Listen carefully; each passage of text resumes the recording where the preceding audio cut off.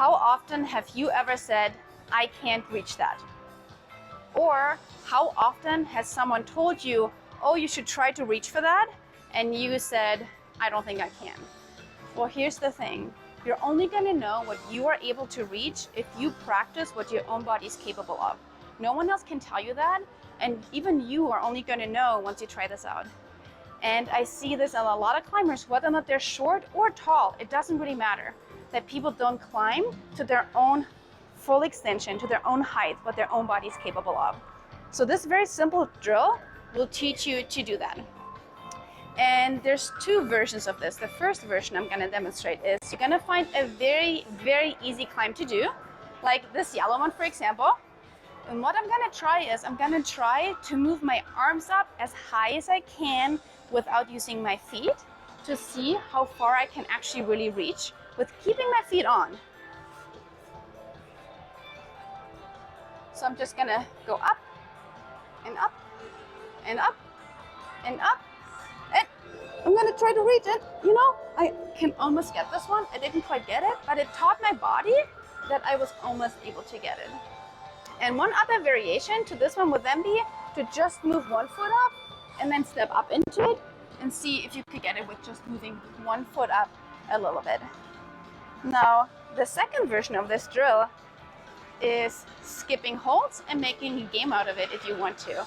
So you're gonna start on this really easy climb, and then you're gonna see how many holds you can skip. And I'm gonna just show this to you, trying to skip maybe just these 2 holds initially to challenge myself. So I'm gonna try to skip 2 holds, and I'm able to do that. So that is really nice.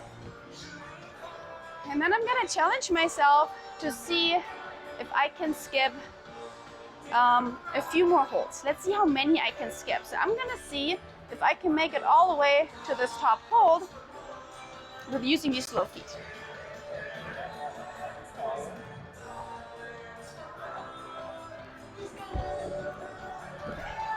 Now I did make it, but I jumped. Now here's the thing, jumping is totally okay. It still teaches your body what you're capable of doing.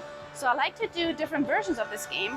I like to do one version where I don't cut my feet, and for the second version, I do try to cut my feet and try to jump as high as possible so I can again learn what my body is capable of. And one technique that I want to talk about is dead pointing, because it's very pertinent to this type of game. Because ultimately, if you play this game to really learn what your body is capable of, you're probably going to make some really big dynamic movements. And one of these techniques is called dead pointing.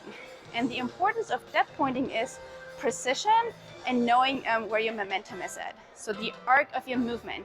The idea is that as you're trying to move up to a handhold, you want to make sure that you hit it just right, that you obviously don't come short, but what's really important is that you don't overshoot.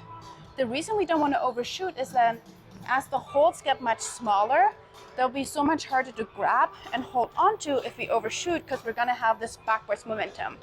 So I'm going to just demonstrate this going to this move up, going to this hold up there. So the goal is with that pointing is to move just far enough that you can reach it and grab it without overreaching. So what we don't want to do is do this.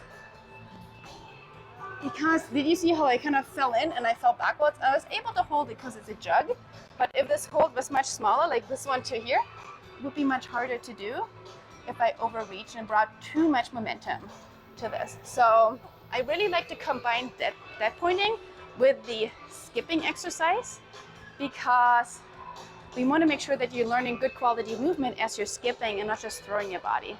So I really encourage you to try to skip holds, or even better, try to make up routes.